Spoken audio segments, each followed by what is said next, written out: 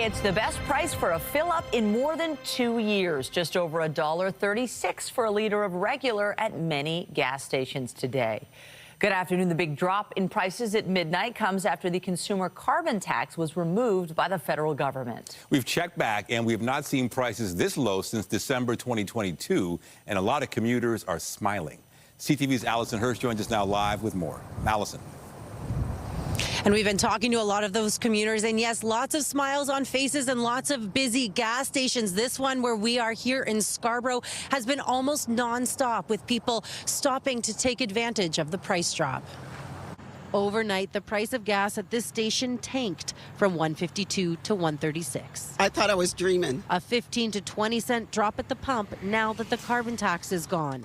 Something Carol McKinnon didn't realize was happening today. I just was driving along and I saw Shell at $1.36 something. I said, oh, I thought there was a mistake. And then I saw all the other gas station at $1.36. So that's why I'm here. It took many drivers by surprise. It's a pleasant surprise. I did not know about it. So here I am filling it up when I can. That's a big drop, and you save some money, so you can have more food. When Liberal leader Mark Carney took leadership, and with it the role as Prime Minister, cutting the tax was one of the first actions he took before calling the election. The Conservatives had initially billed the election, the carbon tax election, vowing to drop it. $50 still didn't get me much, but it's a start.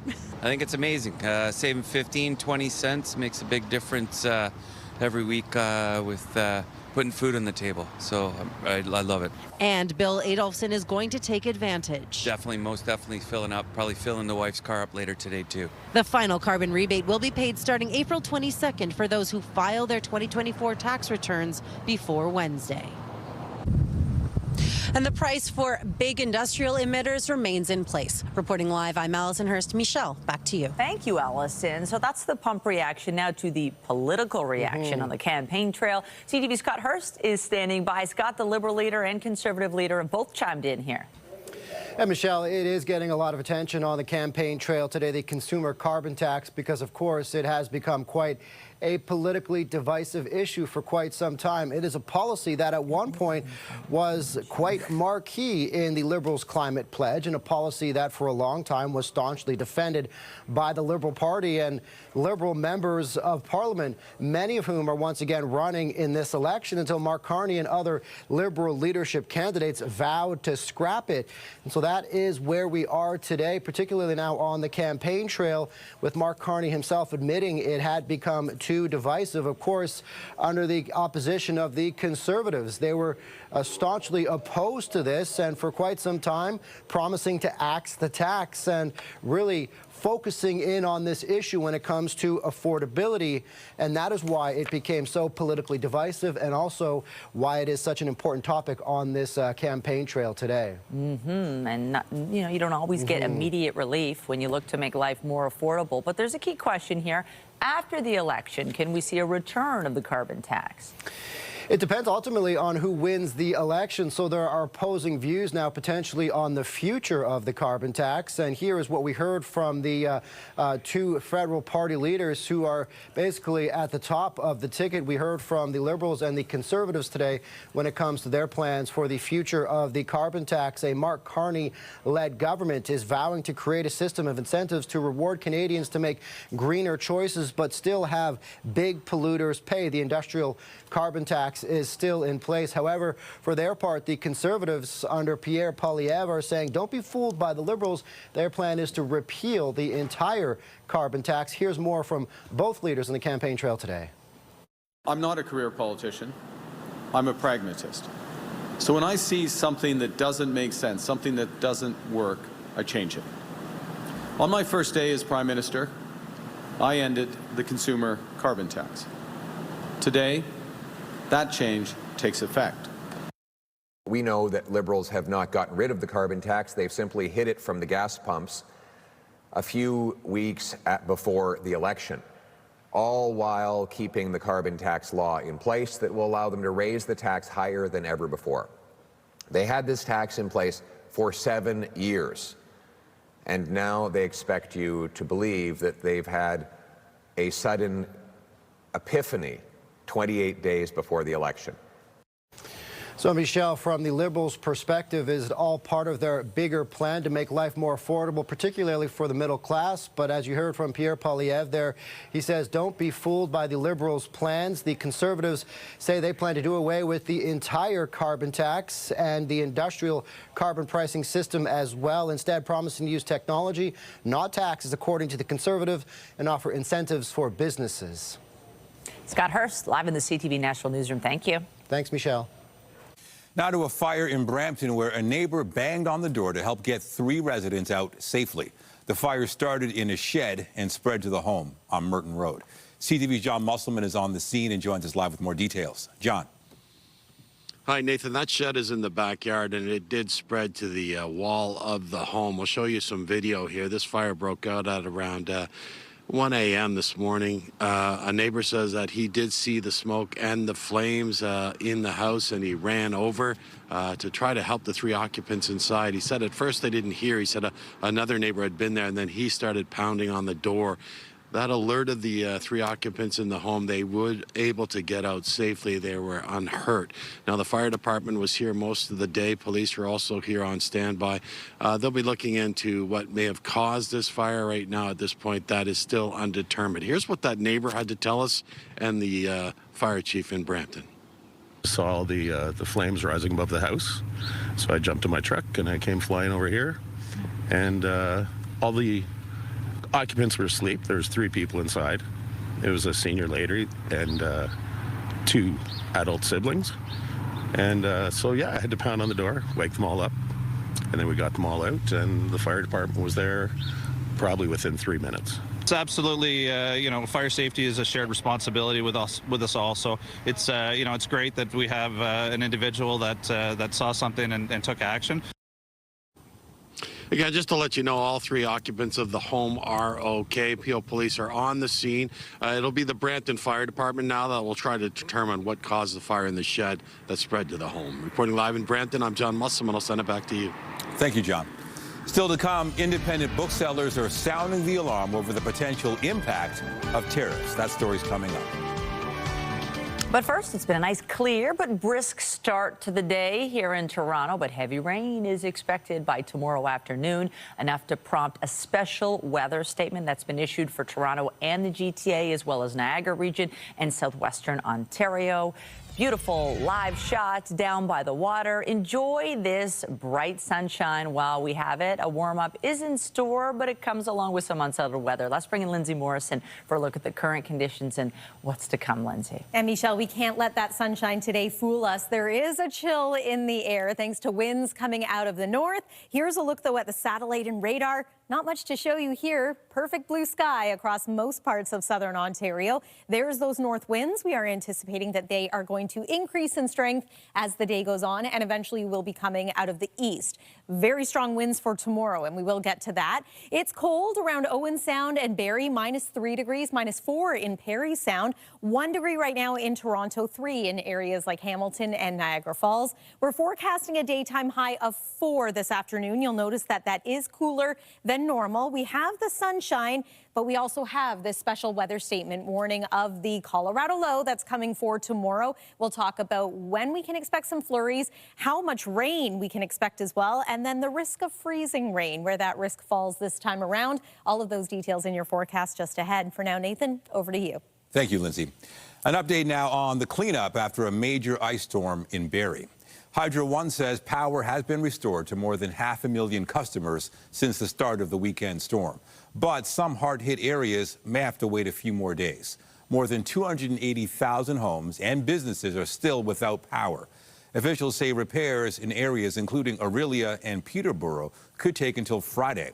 The storm covered roads with ice, causing hazardous driving conditions and damage to trees.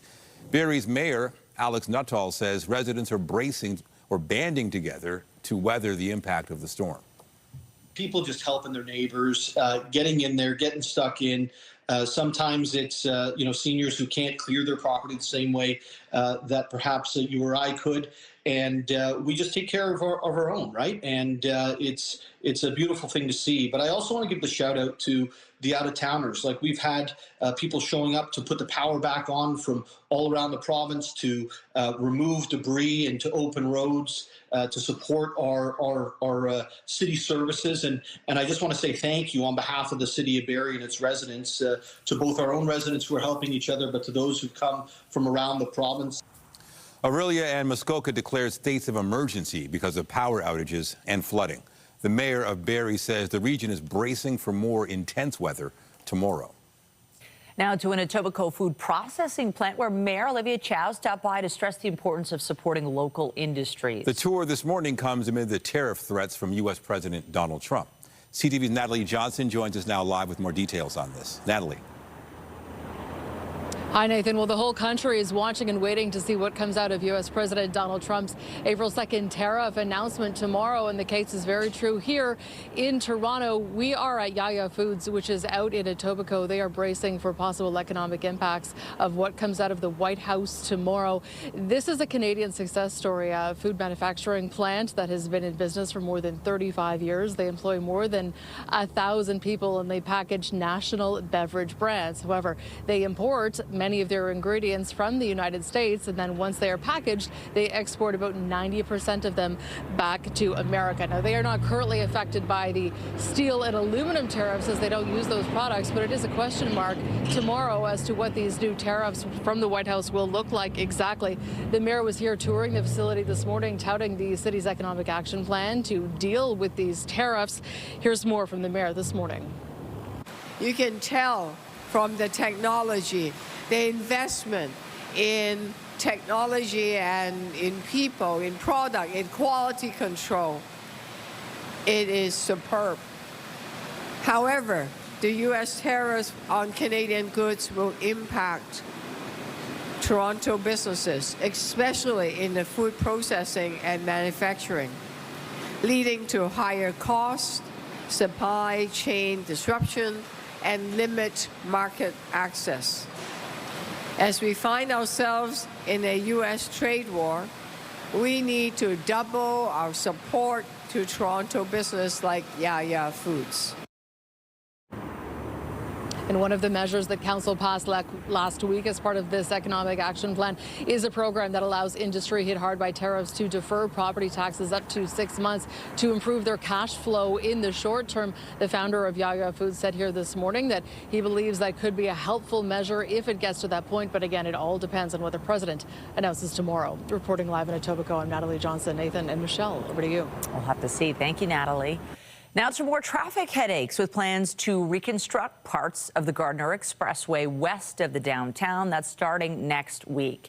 On Monday, the westbound lanes of the Gardiner will be reduced from 4 lanes to 3 between Park Lawn and Grand Avenue. This is so crews can work to repair 5 bridges, expected to take about a year to complete. The city says this part of the project will include the same acceleration measures as the first phase of construction, including completion incentives and allowing crews to work 24/7. The city says the work currently underway on the Gardiner between Dufferin and Strawn is said to be completed at least 1 year ahead of schedule.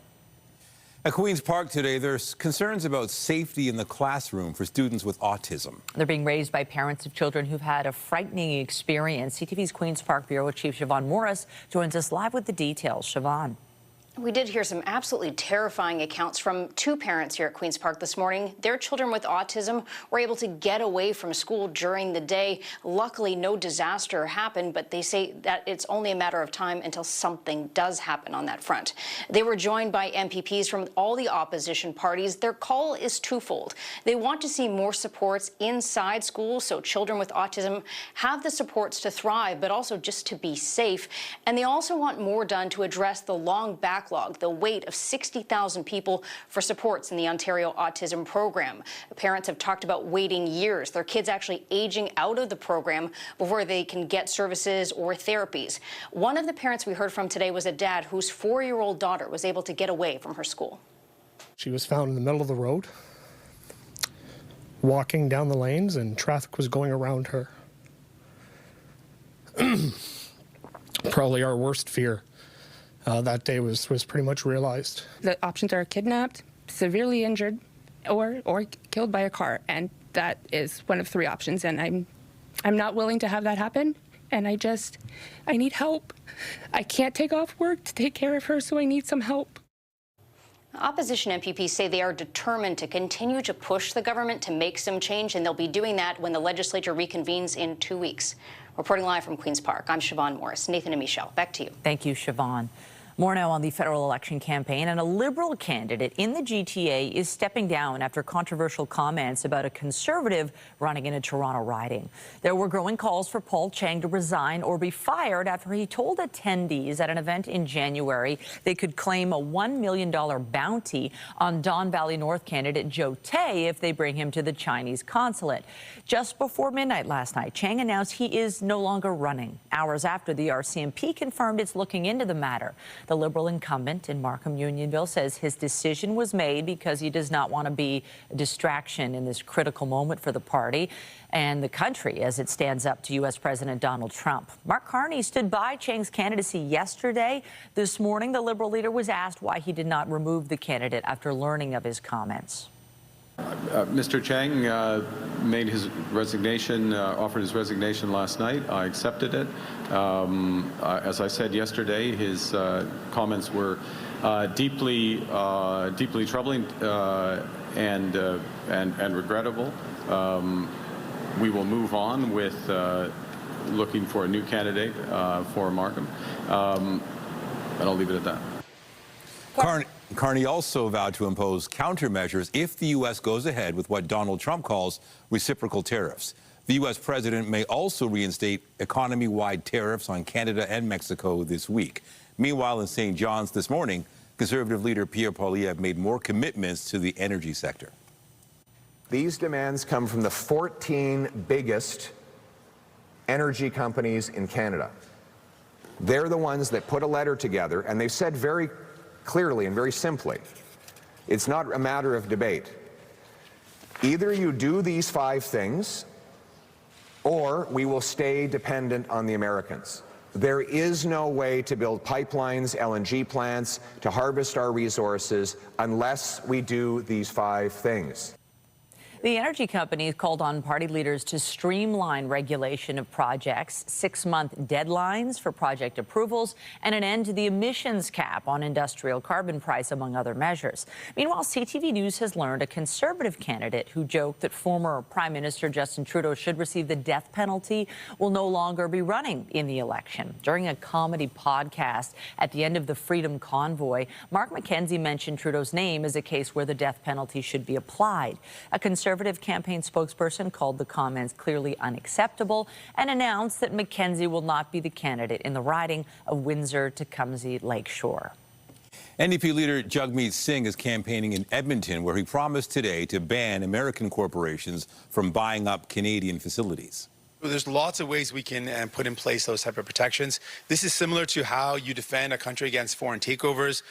When there's increased inflation, when there's our dollar is depressed, there's also the same desire that companies want to come in and buy up our companies. Foreign companies look at opportunities to buy up Canada.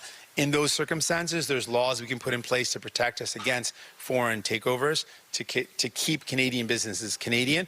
So similarly, when it comes to our healthcare assets, I'm saying I'm going to put in place protections to ensure that foreign companies, particularly American companies in this case, can't come in and buy up our healthcare assets.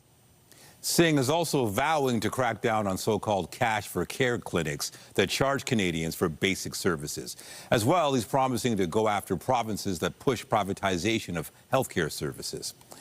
On the campaign trail today, we've got a Liberal candidate who has withdrawn from the election, and the Conservatives have barred one of their candidates from running. CTV's Colton Prale joins us live now. Colton, what's the reaction been from both leaders?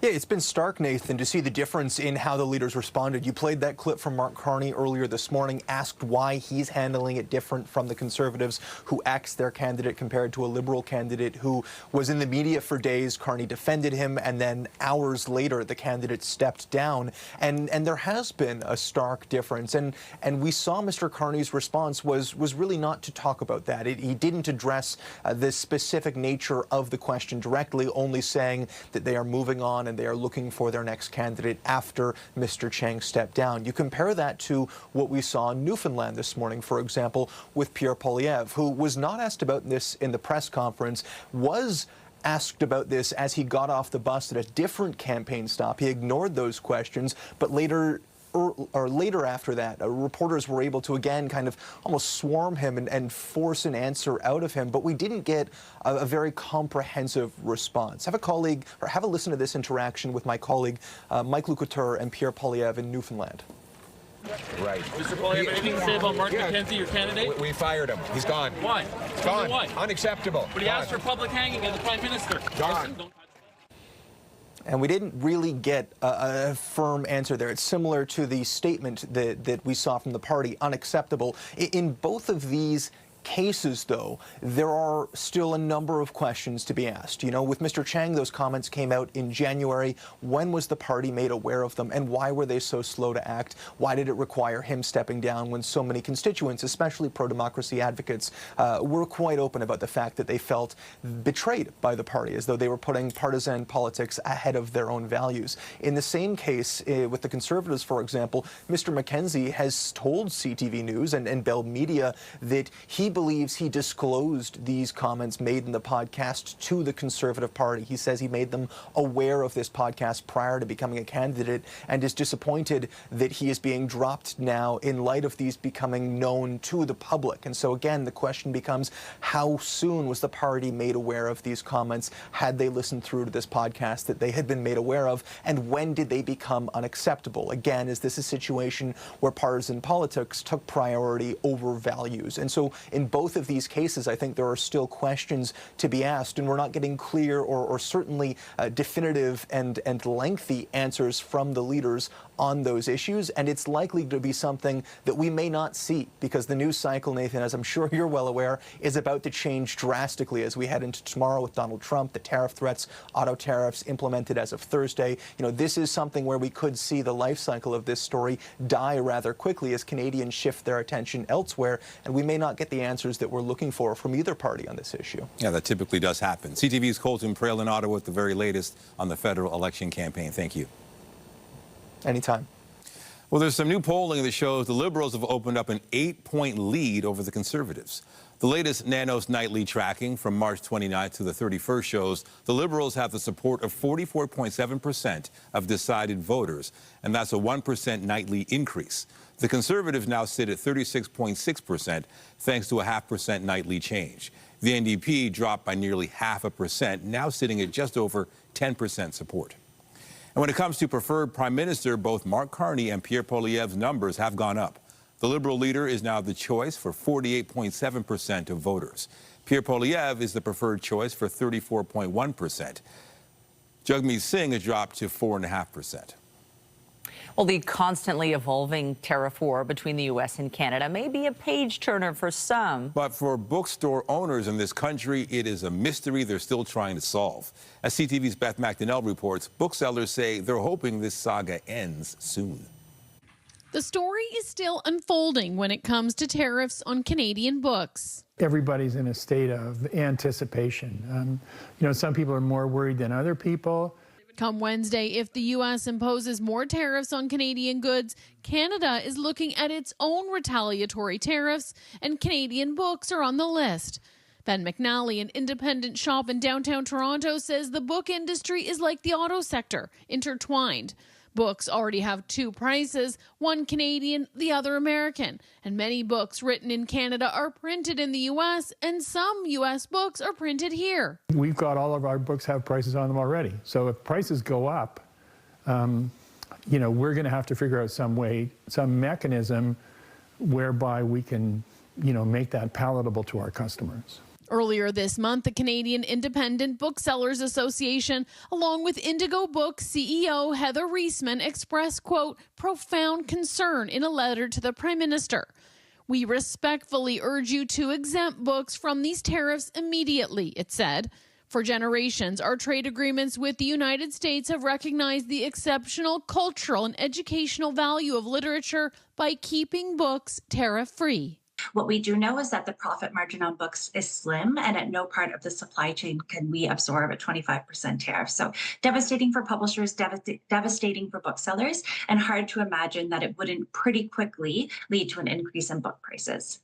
Staff at Ben McNally say it's important to figure out the tariff situation once everyone knows what it is, adding that after being in the book business since the 1970s, post audiobooks and the COVID-19 pandemic, it is resilient. People have been projecting the doom of the book for almost as long as I've been in business. So it's still here, we're still here, and we'll figure out some way to get books to readers. Hardcover fiction. The federal government tells CTV News it welcomes input from stakeholders on countermeasures to U.S. tariffs, and any relief will be granted on a case-by-case basis. It's not known yet if Ottawa will turn the page on books. Beth McDonnell, CTV News. A child is among 3 people injured in a single vehicle crash in Brampton. The CTV News chopper was over the scene at Torbram and Queen. The crash happened at around 6 o'clock this morning. Peel paramedics say one person has serious, potentially life-threatening injuries, and a child has been taken to Sick Kids Hospital. Another person was taken to a local hospital. The cause of the crash is still under investigation. Also on the roads, a Hamilton man is facing charges after allegedly watching a movie while speeding on the 401. Pictures shared by the OPP show an iPad propped up on the dashboard of this vehicle. Police say the driver was clocked at 130 kilometers an hour in Oxford County near Ingersoll and almost caused a crash. A 38-year-old man from Hamilton has since been charged. Lindsay. Well, welcome to the month of April. Of course, March ended on a pretty wild note in some parts of southern Ontario. Here in Toronto, I think we will remember March for being particularly rainy. More than 60 millimeters recorded, and not much in the way of snowfall, only about 3 centimeters last month. Now, as we move into a new month with new norms, I do want to remind you of the fact that April typically brings us, on average, 4.5 centimeters of snow here in the GTA. And we could get a few flakes tomorrow, but the big story, rain and the possibility of freezing rain once again. We'll take you through what you need to know after the break here on CTV News at noon. All right, let's talk about the forecast. I know there's concern about tomorrow, but today I got to say looks sunny, but it is chilly out there. I had to wear the hat and the gloves going for a walk. It's definitely chilly. It's deceiving, but honestly, isn't it so invigorating when you've got the bright sunshine? And tomorrow looks like kind of a washout and potentially treacherous, so best to enjoy this while we have it. Yeah, it's pretty amazing how different the next 3 days look from each other. And I agree. I filled up my gas tank this morning, but I didn't have the gloves on, didn't have the hat, and I said, oh, right, we have a north wind today, and it is a little bit chilly out there. Beautiful sunshine, though. We will take that. We deserve it after days of cloud and rain and all that freezing rain over the weekend. We're not in for a repeat tomorrow, but we are expecting some active weather and the possibility of ice in some areas again. Let's get to your forecast. Weather is brought to you by the Presler Law Firm Injury Lawyers. You don't pay unless they win. We've been gradually seeing the cloud cover move out this morning, and now it is a beautiful blue sky in most parts of southern Ontario. Tomorrow, we're going to see the cloud cover increase, and then the precipitation is set to begin in the morning for southwest Ontario, and then about midday for us here in the GTA. We are under this special weather statement, warning of heavy rain and also some periods of freezing rain, mainly north and this time west of the GTA, but also potentially impacting some of those communities still recovering from the weekend, like Barrie and Peterborough. Here's the current satellite and radar. Again, a little bit of cloud just along the north shore of Lake Erie, but that too is set to clear. There's the weekend storm, and here's the next one that's just developing. This is a Colorado low, and it is going to swing through, bringing us a couple of flurries to begin. Then, in some areas, a change over to some freezing rain.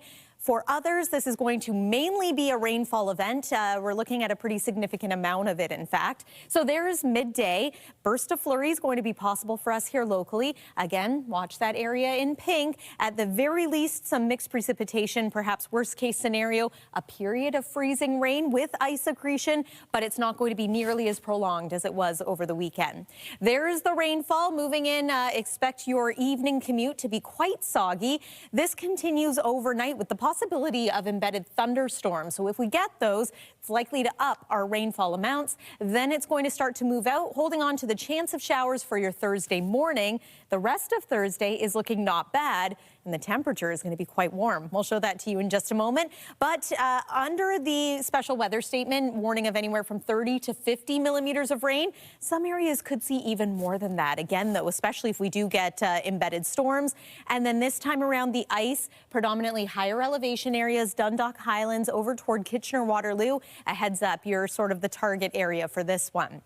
It is currently 1 degree in Toronto. We're hoping to make it to a daytime high of 4, but even if and when we get there, that's still cooler than normal. Tonight, we slip below freezing, -1 for the low, wind chill, -8. I do want to mention that the winds are also going to be quite strong tomorrow, coming out of the east, gusting upwards of 60 kilometers per hour. Look at Thursday, 18 degrees in the afternoon is going to be not bad. Friday, beautiful, sunshine, and a high of 12. That's your look at the weather for now. Stay with us. CTV News. We'll be right back.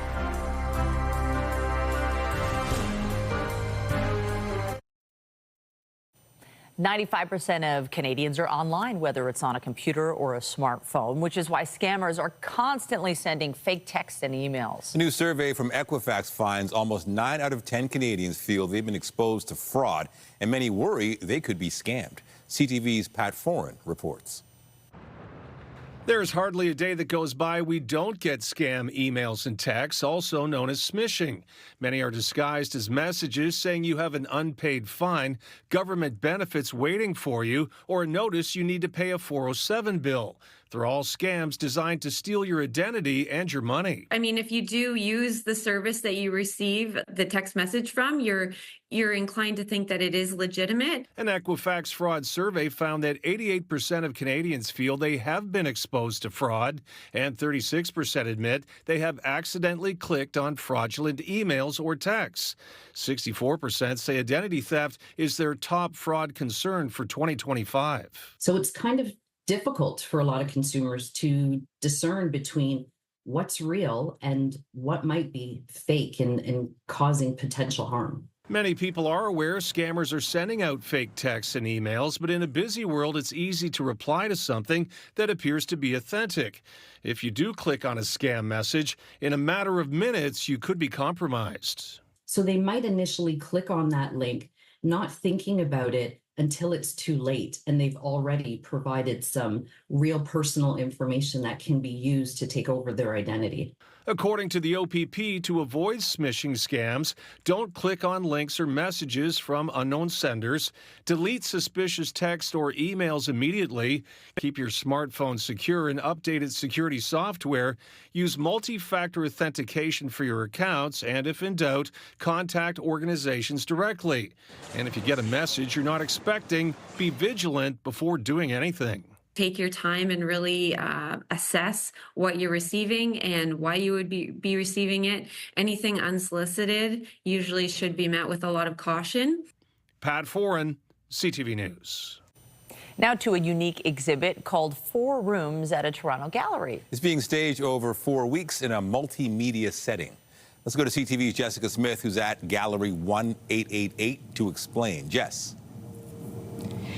We are in this really, really cool space, Nathan and Michelle. Gallery 1888 is just this really unique space and a brand new one. I'm going to bring in Brittany Lull and Christina Jurgens. Come on in. So, Brittany, you're the owner-operator of this gallery. Tell me about this space, because this is relatively new. Yeah, absolutely. So at the moment, Gallery 1888 has an exhibition called 4 Rooms by Elsewhere Collective that reimagines the concept of home and essentially how we have these memories associated to the home and a collective subconscious. So over the course of 4 weekends, we'll see how these different rooms evolve. And we have one of the members here of the collective. Come on in. So talk to me about the theme, because we have this really cool table, these really interesting lights, and at certain points walking around, I become a part of the exhibit. Yeah, so we're working with two-way mirrors, which oscillate between a reflective surface and a window. So at moments you'll be cast inside of the cube, your reflection, and at other moments you'll be reflected back to yourself. And it really gets more animated the more people that are in the room. And it's part of a collective, so you're one of a group. Talk to me about this group, because to put this all together, my mind is kind of blown to see everything in real time. Yeah, I'm one member, along with two other members, Nelly Jalalzadeh and Mehdi Latifian. We met in architecture school, and we just kind of have been pushing our creative ambitions and creating hybrid works, all kind of coming together and bringing in our own concepts and technical skills to create these large-scale installations together. It really is so unique, and to be in a space, be in a gallery owned by a woman, this is a brand new space. How does it make you feel to be able to be a part of the art scene here in the city of Toronto? I'm very happy and very fortunate. I find that there's a lot of really exciting creative energy in our city, and perhaps, you know, not enough spaces that will show these types of exhibitions that fit outside of the norm. So we launched Atelier 1888, which is our artist residency program, to showcase these artists that are pushing boundaries. Over the weekend, we saw close to 200 to 300 people come in to see the show. So, you know, we do see that the community is interested, and we're just happy to be part of it. Listen, I'm happy to be a part of it. I'm going to send things back to the studio. I'm going to keep walking around and becoming a part of the art. And I'm going to send things back inside to you guys while we check things out. Have fun. Thanks, everyone. Still to come on CTV News at noon, the tariff uncertainty is prompting some Canadian snowbirds to pull up stakes south of the border. The U.S. exodus coming up after the break.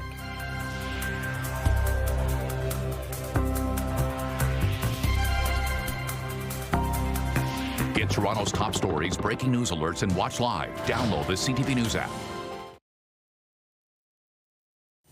We're now just a day away from what will almost certainly be a defining moment in President Trump's trade war. But at this stage, very little is known about the reciprocal tariffs Trump will announce during a ceremony in the Rose Garden on Wednesday. They're reciprocal. So whatever they charge us, we charge them, but we're being nicer than they were. Trump has threatened to impose wide-ranging tariffs on American trading partners that the president accuses of ripping off the United States. He's threatened to match other countries' tariffs dollar for dollar, repeatedly calling April 2nd Liberation Day. European Union Chief Ursula von der Leyen says or promised that the EU will respond to Trump's tariffs.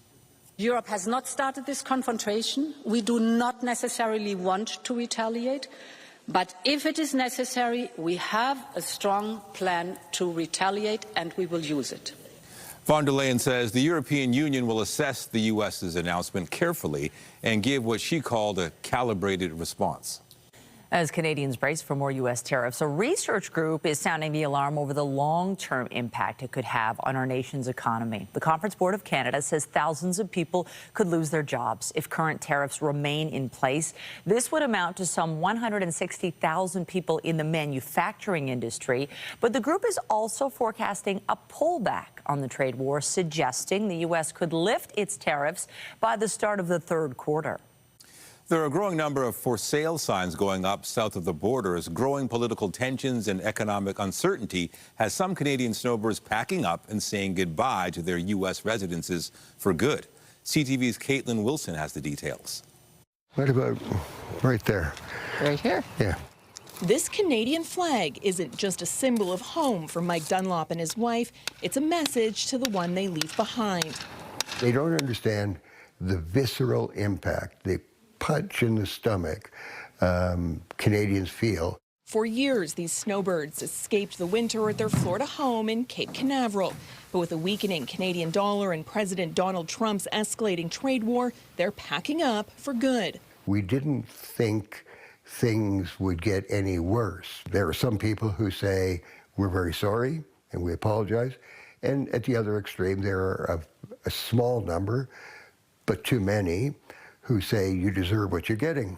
So they decided to list their townhouse 3 weeks ago, and they aren't alone. This Florida realtor says she's juggling twice her typical workload. Especially in 2025, a lot of Canadians are selling. This is definitely the busiest I've ever been. I've never had this many listings. Typically on the high season, I would have maybe 10 to 12 clients, which means like listings. Right now, I'm definitely up in my 30-something. The Dunlops are among an estimated 1 million Canadians who flock south for the winter, fueling the U.S. housing market, with Canadians topping the list of foreign buyers in 2024, snapping up 13% of homes, mostly in Arizona and Florida, according to the National Association of Realtors. I think right now the biggest question is what's going to happen next season. Snowbird Advisor says while many Canadians still traveled south and stayed for the winter, a perfect storm of politics, economics, and new rules requiring Canadians to register if they stay in the U.S. for more than 30 days could have lasting impacts. What we're seeing on our slide is there is still strong interest in snowbirds looking to go to the U.S. next winter, but there's also strong interest in snowbirds looking at alternate destinations.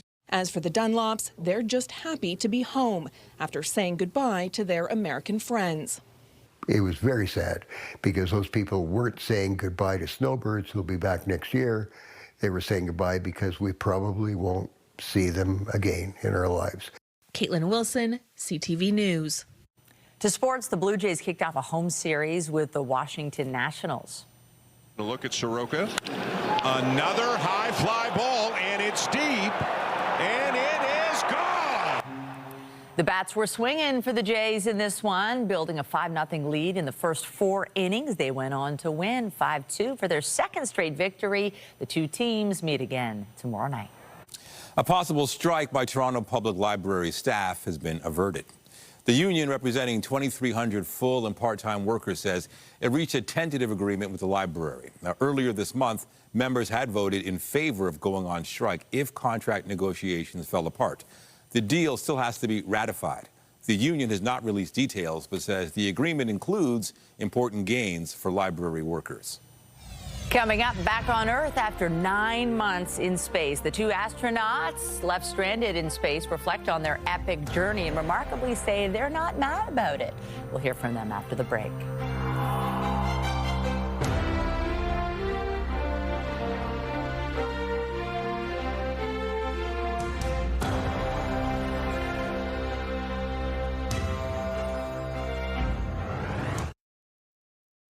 Hollywood is taking the Beatles to the big screen with 4 upcoming biopics, each depicting the story of one of the band members. Sony Pictures teased the upcoming movies at the annual CinemaCon convention on Monday. Hollywood stars Paul Mescal, Joseph Quinn, Barry Keoghan, and Harris Dickinson will take on the roles of each of the Fabulous Four. The 4 biopics are expected to release in April 2028 and will be helmed by British director Sam Mendes. 2 weeks after landing back on Earth, a pair of astronauts who spent an extended stay in outer space opened up about their odyssey. Which should have been just over a week became 9 months up there. And yesterday, they talked about what it was like to be up there in space. And splashdown, Crew 9 back on Earth. Home sweet home after 286 days in space, adjusted to gravity once again. In their first news conference since returning to Earth, Sunny Williams and Butch Wilmore reflecting on their out-of-this-world ordeal. I'm back. First and foremost, we were always coming back, and I think people need to know that, and we're back. Responsibility with Boeing? Yes. Responsibility with NASA? Yes. All the way up and down the chain. We all are responsible. We all own this. A lot to unpack. The pair saying they're taken aback by all the interest. Back in June, when they blasted off in Boeing's first astronaut flight, the retired Navy captains were only due to spend 8 days in space. But thrusters failed and helium leaked, forcing the test pilots to intervene in order for the Starliner capsule to reach the space station.